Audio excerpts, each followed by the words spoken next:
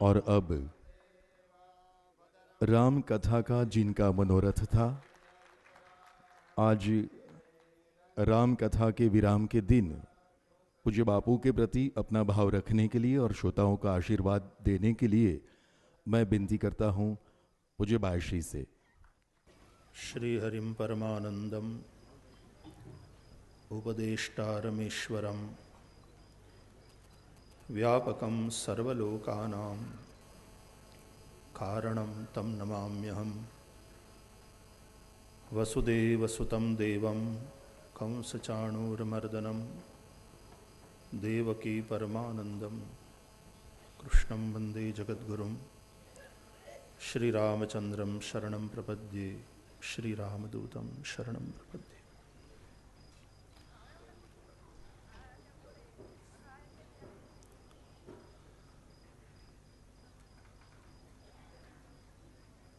જે ઘડીની છેલ્લા 2 વર્ષથી પ્રતીક્ષા કરી રહ્યા હતા એ આનંદોત્સવ ભગવાન શ્રી હરિના સાનિધ્યમાં ખૂબ સાનંદ સોત્સાહ સંપન્ન થયો। 9 દિવસ કેમ જતા રહ્યા કંઈ ખબર નથી પડી।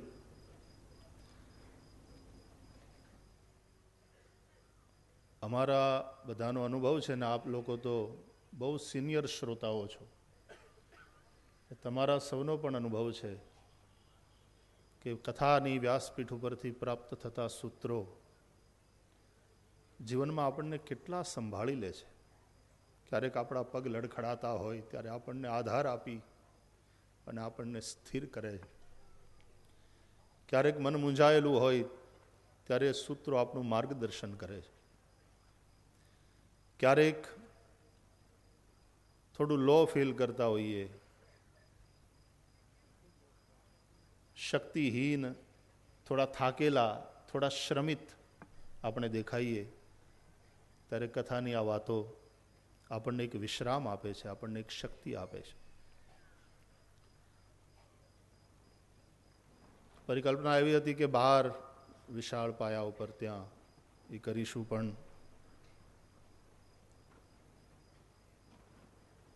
પૂજ્ય બાપુએ જ્યારે આ વાત રાખી ત્યારે એમ કહ્યું કે કથા સાંદીપનીના સંકુલની અંદર જ કરીએ શ્રી હરિના સાનિધ્યમાં,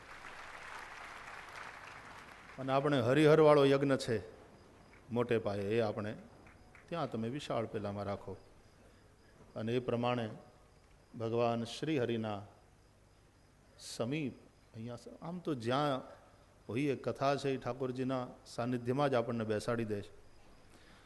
તો ભગવાન શ્રી હરિના સાનિધ્યમાં અને આ જ જગ્યાએ આપણે 2006માં જ્યારે મંદિર મહોત્સવ થયો ત્યારે આ જ જગ્યાએથી શ્રીમદ ભાગવત જ્ઞાન યજ્ઞ અને અનેક સંતો મહાપુરુષોના પ્રવચન, માર્ગદર્શન એ બધું આ જ જગ્યાએ આપણને પ્રાપ્ત થયેલું। આજે સપ્તમ પાટોત્સવ પ્રસંગે પૂજ્ય બાપુએ આ જગ્યાએથી રામકથા ગંગાની ધારા વહાવી।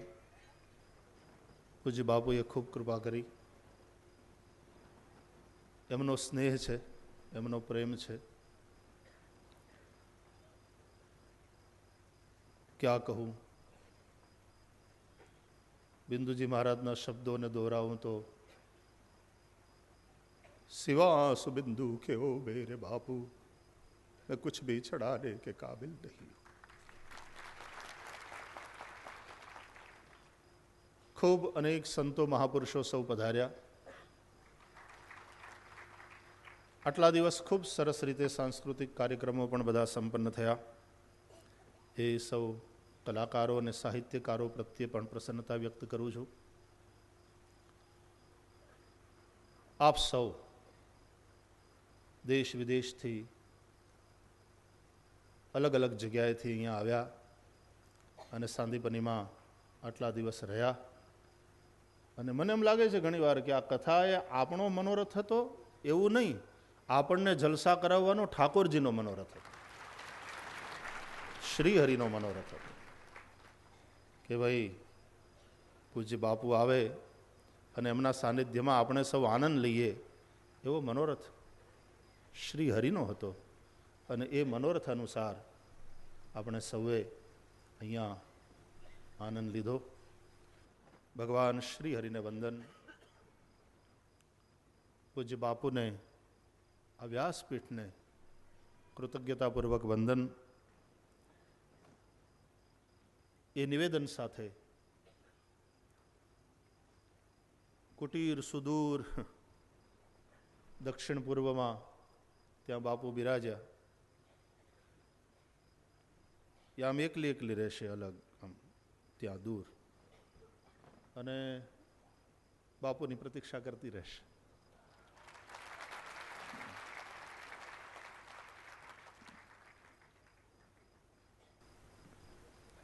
आपका स्थान है, हम लोग भी आपके.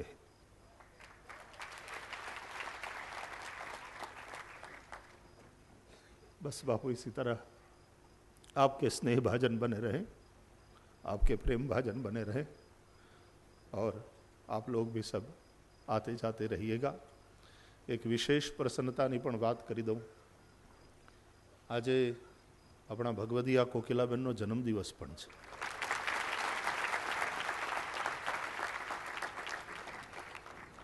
એટલે એમણે વ્યાસપીઠને આવીને વંદન કર્યા, અને અમારી ગીતાનોય જન્મદિવસ છે આજે.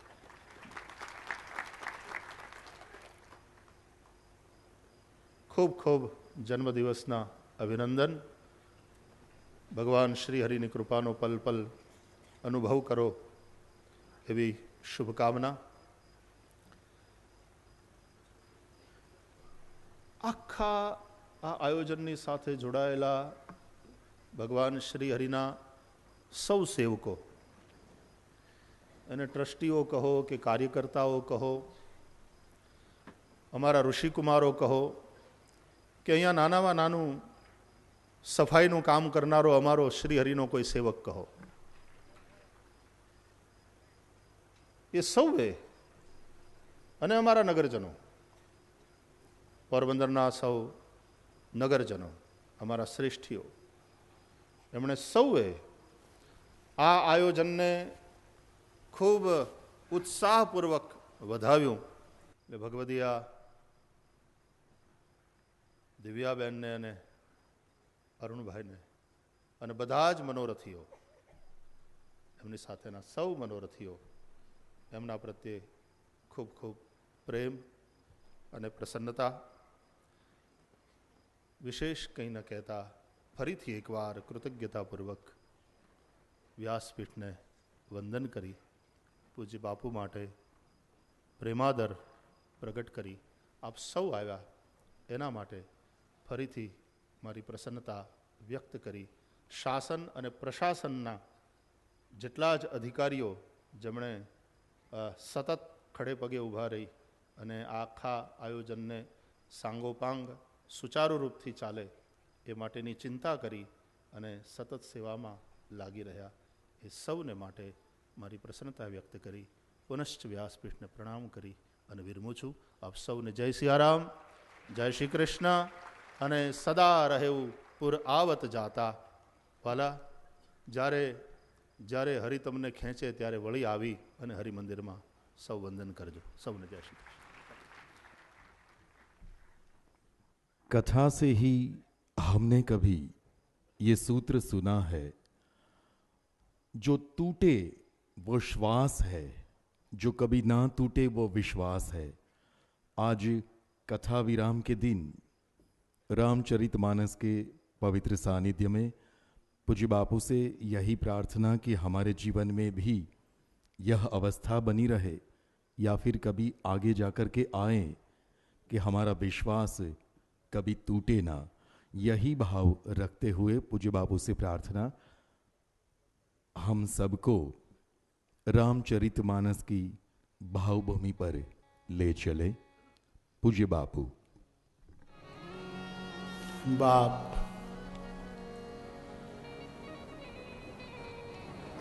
यहाँ की 9 दिवसीय राम कथा के विराम के दिन प्रारंभे पुनः एक बार भगवान कृष्ण सखा सुदाम का पावन स्मरण करते हुए विश्ववंदी गांधी बापू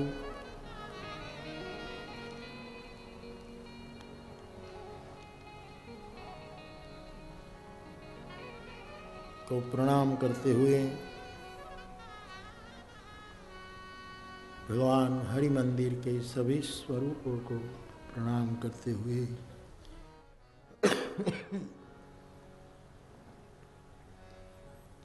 आज की कथा में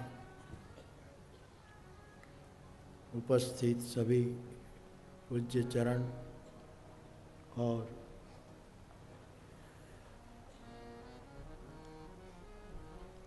कथा के केंद्र में रहे पूज्य भाई श्री मनोरथी परिवारों, सभी श्रोता भाई बहन, अन्य सभी को व्यासपीठ से मैं मुरारी बापू प्रणाम करता हूँ।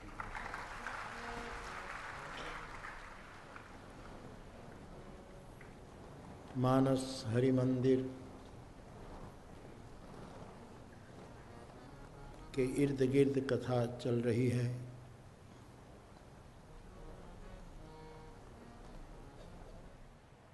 हरि मंदिर जिसको मैंने सुंदरम कहा, ये हरि मंदिर जो स्थूल रूप में यहाँ है, जिसका थोड़ा इतिहास कल भाई श्री ने भी, इसमें दादाजी का आशीर्वाद किस रूप में रहा है वो भी आपने कहा। ये हरि मंदिर जो यहाँ है उसकी मूर्ति कौन? तो मूर्तियाँ तो आप सब जानते हैं। करुणामयी अम्बा माँ, विनायक गणेश, दक्षिणे लक्ष्मणो यस्य वामे च जनकात्मजा पुरतो मारुति राम पंचायतन, लक्ष्मी नारायण भगवान, राधे कृष्ण, भगवान महादेव और श्री हनुमान जी। ये सप्त मंदिर की मूर्ति, हरि के भिन्न भिन्न स्वरूप, ये उनकी मूर्ति है। इस हरि मंदिर, ये जो स्थायी हरि मंदिर, उनके पुजारी सांदीपनी विद्या निकेतन के ये ब्रह्म कुमार ही उनके पुजारी हैं। सभी ब्रह्म कुमार उनके पुजारी हैं। यहाँ जिस प्रकार की जो सेवा करता हो, ये सब पुजारी है। कोई गायकी करे, कोई सेवा करे, जो कोई वहीवट में, कोई व्यवस्था में, कोई कुछ, सब पुजारी है यहाँ के। तो खास करके ब्रह्म कुमार इसके पुजारी है। इस हरि मंदिर की आरती क्या है? नर्तन, वादन, गायन, संकीर्तन, यही आरती है। अच्छा नर्तन होता है, यानी आरती का नर्तन, हरिवर सन्मुख नर्तनती, ये आरती। और गायन, पद गाए जाते हैं, आरती गाई जाती है, मंत्र गाए जाते हैं, कीर्तन होता है, ये सब आरती है। और प्रसाद है हरिदर्शन, ठाकुर जी का दर्शन। दूसरे अर्थ में करूँ तो इस संस्था के द्वारा प्रसाद है ज्ञान और विज्ञान, संस्कृत का दान। और वैज्ञानिक रूप से कल कहा ना कि विज्ञान गैलरी भी बनाई गई, ये दान है समाज को, प्रसाद है ये, प्रसाद के रूप में। तो हरि मंदिर की मूर्तियां हैं, पुजारी हैं, आरती है, प्रसाद है, शिखर है, उच्च भावना। भाई जी कह रहे थे कि इतना बड़ा मंदिर नहीं बनाना था, लेकिन बस बनत बनत उसी की इच्छा होगी कि ये बन गया। उच्च भावना, उन्नत भाव ही उसका शिखर है, और इस सब के कारण कीर्ति की ध्वजा फहर रही है, सब जगह फहर रही है। तो एक स्थूल रूप में ये मंदिर, जिसकी सन्निधि में हम 9 दिन से हरि मंदिर के विषय को केंद्र में रखकर भगवत चर्चा कर रहे थे, उसको विराम देने की ओर हूं, तब सब प्रकार से मैं मेरी प्रसन्नता व्यक्त करता हूं। मैं भाई श्री को कहना चाहूँगा कि मेरे पास किसी भी श्रोता या किसी की तरफ से कोई शिकायत नहीं आई है कि यहाँ हमको ये मुश्किल है, यहाँ हमको ये मुश्किल है, यहाँ, और हो तो भी भाई श्री ने कहा ना कि आपका घर है। बाकी मैं अक्सर एक बात का कि शिकायती चित्त कभी अध्यात्म में अग्रसर नहीं हो सकता, शिकायत छूटनी। यहाँ शिकायत आई ही नहीं, सब प्रसन्न प्रसन्न है, आनंद में डूबे। तो सब प्रकार से मेरी दृष्टि से इस सप्तम पाठोत्सव के समय बहुत सुंदर रूप से हरि की कृपा भयो सब काज। मैं प्रसन्नता व्यक्त करता हूँ। मनोरथी परिवार जिन्होंने सेवा का मनोरथ किया हो, इन सभी को, इन सभी मनोरथी परिवार को भी व्यासपीठ से मेरी शुभकामना, इनकी जीवन की प्रसन्नता के लिए मेरी हनुमंत प्रार्थना।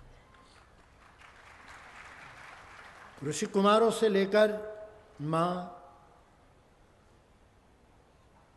और सभी क्षेत्र में काम करने वाले यहाँ के सब सेवकगण, इन सब के लिए भी मेरा बहुत बहुत सद्भाव और मेरी प्रसन्नता।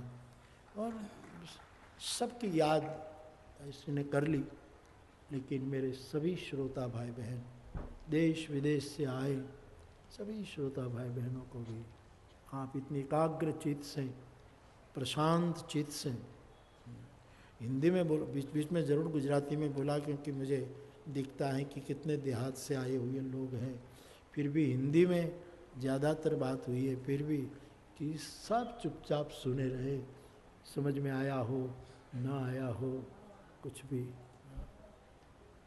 बीज बो दिया गया है, समय आने के बाद पकता है। मैं तो इतना ही कहूँगा, मकरंद भाई दवे, साईं मकरंद का एक वाक्य है कि मैंने बीज बोया है, अब बादल जाने या वसुंधरा जाने, अब पृथ्वी जाने या बादल जाने, बीज बोने का किसानी काम हम करते हैं साहब। तो सबने इस कथा को बहुत आनंद से लिया, सुना।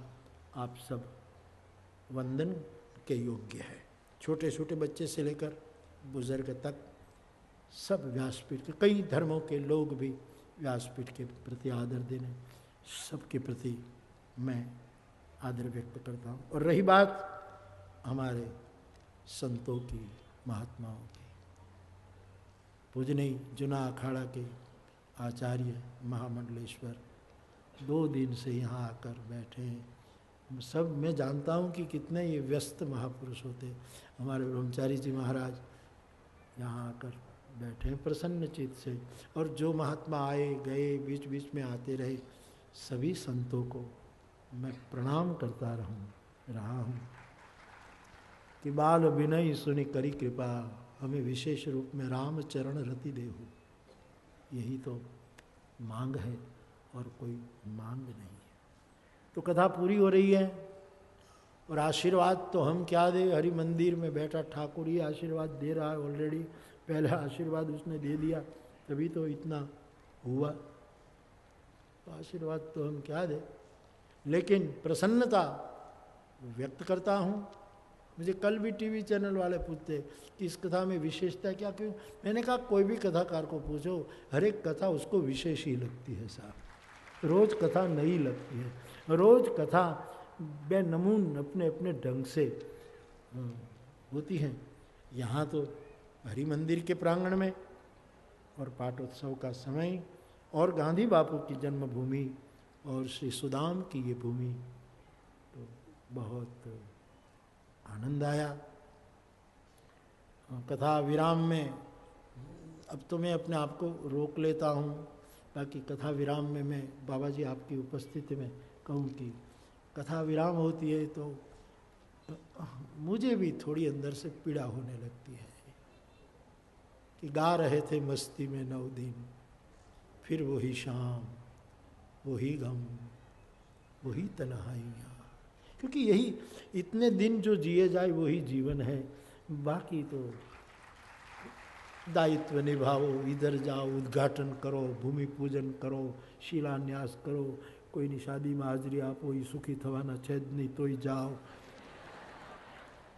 ये सब दुनियादारी है साहब। बाकी मौज तो हरि कथा में है, प्रभु की कथा में। और एक अर्थ में हम देखें तो हमारे जैसे भाग्यवान विश्व में कोई साहब, एक वस्तु चौकस, आज किसी की हमारी ईर्ष्या होती है, और साधु समाज जो ऐसे विशाल भूमि पर साधु घूमते हैं, ऐसे साधुओं की ईर्ष्या स्वर्ग वाले देवता भी करते हैं। देश विदेश के भक्तों ने व्यक्त की थी अपनी अनुभूति। રામકથાની લાગણીમાં પૂજ્ય ભાઈશ્રીના સાનિધ્યમાં મુરારી બાપુજી જે કથા વાંચે છે અને આ પ્રાંગણમાં હરિમંદિરમાં જે સરસ સત્સંગ થઈ રહ્યો છે એનાથી ખૂબ આનંદ થાય છે, પ્રફુલ્લિત થાય છે. પોરબંદર શહેરીજનો અને આજુબાજુ ગ્રામ્ય વિસ્તારના લોકો, અને જેમ ગંગા જમનાનો પ્રવાહ એક જ સાથે ઘરે બેઠા મળે છે એવો બધા સૌ એનો લાભ લઈ રહ્યા છે. ખૂબ સુંદર કાર્ય ધાર્મિક થઈ રહ્યું છે, એનાથી સૌ પ્રફુલ્લિત છે. આ રામકથામાં ખૂબ જ સુંદર સારી વ્યવસ્થા છે, અને નાના મોટા બધા જ આગેવાન કાર્યકર્તાઓ તથા મોટા ઉદ્યોગપતિઓ પણ સ્વયં શિસ્તથી અને સેવા આપે છે. आज यहाँ हम श्री सांदीपनि विद्या निकेतन में इस परम पावन पाटोत्सव के अंतर्गत, जब यहाँ 7वां पाटोत्सव है, इस समय में मुझे स्मृति होती है 2006 में जब पूज्य गुरुदेव ने श्री राम कथा के लिए बापू से निवेदन किया था. तो आनंद की बात यह है कि 7 साल ऐसे बीते, जो 7 सालों में प्रति साल मानो एक अनुष्ठान जैसे पूरा होता गया श्री रामचरितमानस का. तो तत्फल स्वरूप ये 7 साल के बाद 7 कांडों की कथा और ऋषियों के सभी के सानिध्य में जहाँ संपन्न होने जा रही है, बड़े आनंद की बात है. इस समय हमें गुरुदेव के ये सूत्र को सार्थक करने में विशेषतः प्रेरणा मिलती है. ज्ञानार्थ प्रवेश सेवार्थ प्रस्थान, इस धर्म मंगल महोत्सव को, इस उत्सव को हम इस साक्षी भाव से देखते हैं तो एक ही बात कहने का मन होता है कि गुरुदेव की सेवा में जब से हम जुड़े हैं, हमारा एक ही भाव रहा है, न पूछिए हमसे हमारी जिंदगानी की कहानी को, लगाया क्यों किसी संतों के चरणों में, हमारे गुरुदेव के चरणों में हमने उम्र अपनी को, जहे किस्मत अगर उनकी एक झलक आप पा जाओ तो खुद ही जान जाओगे आप हमारी जिंदगानी की कहानी को. जय श्री कृष्ण.